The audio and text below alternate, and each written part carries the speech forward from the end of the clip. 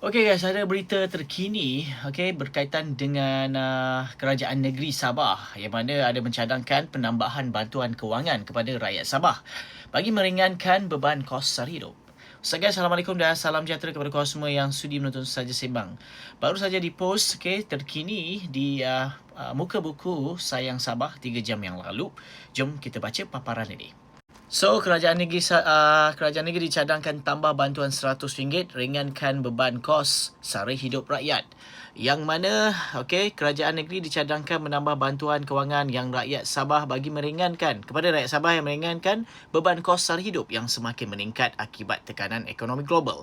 Pengerusi Backbencher Datuk Masiung Banah berkata, cadangan itu melibatkan tambahan RM100 daripada kerajaan negeri kepada penerima sumbangan asas rahmah.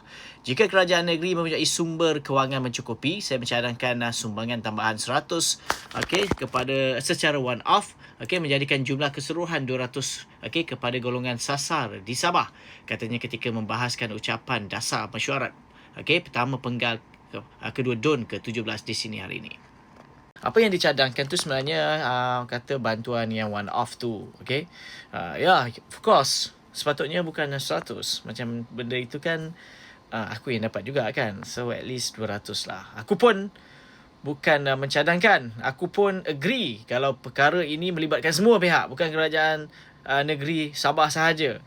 Kalau boleh semua kerajaan negeri masing-masing itu bangkit dan bagi tahu pasal isu ni juga kan.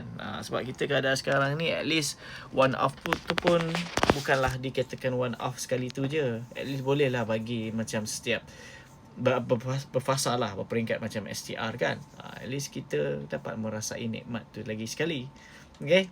Apa kata korang dalam hal ni? Korang setuju ataupun tidak? Kalau kau tak setuju, lantak korang lah. Bye.